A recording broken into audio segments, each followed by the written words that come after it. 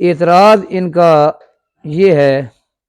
کہ جب اللہ کے نبی صلی اللہ تعالیٰ علیہ وسلم کی وفات ہوئی، کئی مرتبہ ان کے ساتھ میرا ٹاکرا ہوا ہے نیٹ کے اوپر، اور جب میں نے یہ جواب دیا ہے تو اللہ کے فضل سے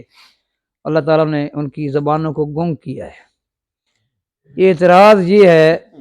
کہ اللہ کے نبی کی وفات ہوئی اور دوسری طرف سقیفہ بنی ساعدہ میں صدیق اکبر رضی اللہ تعالیٰ عنہ کا چناؤ کیا جا رہا تھا اور بیعت لی جا رہی تھی، اور اس وجہ سے صدیق اکبر اور فاروق اعظم اور کبار صحابہ جو ہیں وہ نبی کریم صلی اللہ علیہ وسلم کی تجہیز اور تکفین اور تدفین میں شامل نہیں ہوئے۔ توجہ کے ساتھ سنیں بات، یہ اعتراض کرتے ہیں۔ ہمارے اکابر نے جو اس کا جواب دیا ہے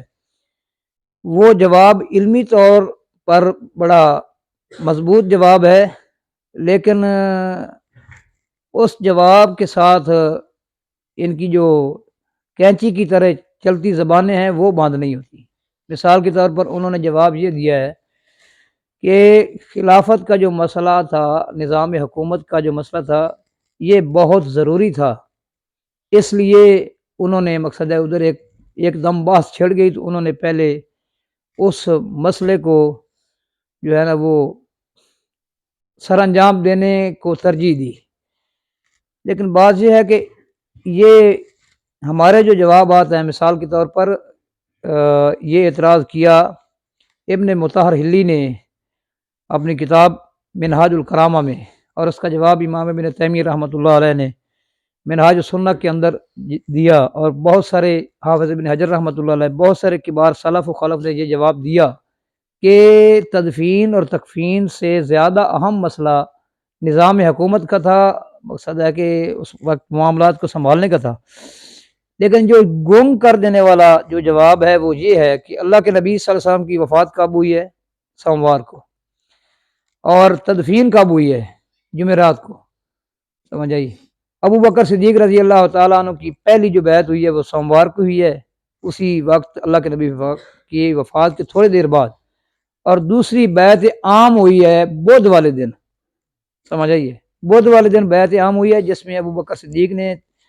جو لوگ غیب تھے ہاشمیوں میں سے ان کو بھی بلوایا، زبیر بن عوام کو بلوایا، علی المرتضیٰ رضی اللہ تعالیٰ کو بلوایا،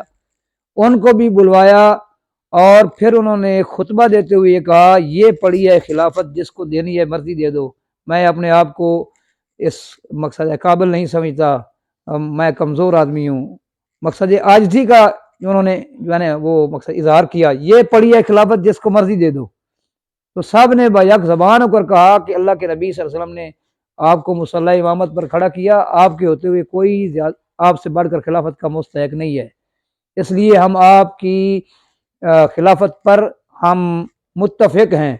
تو یہ پہلی بیعت سوموار کو ہوئی ہے، دوسری بیعت بدھ کو ہوئی ہے، اور اللہ کے نبی کی تدفین جو ہے وہ جمعرات کو ہوئی ہے۔ تو اس وقت تو مقصد ہے کہ کوئی بیعت والا مسئلہ ہی نہیں تھا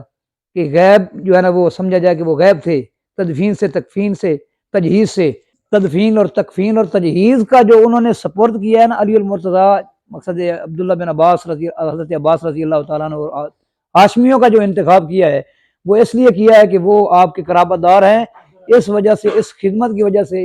ان کا جو ہے نا وہ مقصد ہے کہ کچھ غم جو ہے وہ غلط ہو جائے گا، بس ادھر کوئی زیادہ بندے تو چاہیے نہیں تھے، ہاشمیوں کو اس لیے انہوں نے ان کا انتخاب کیا ہے، اور یہ مقصد ہے کہنا کہ وہ شامل نہیں تھے تکفین میں، تدفین میں،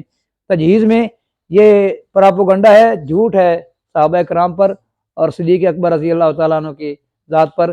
یہ سراسر جھوٹ ہے، اس میں کوئی حقیقت نہیں ہے۔ جزاکم اللہ۔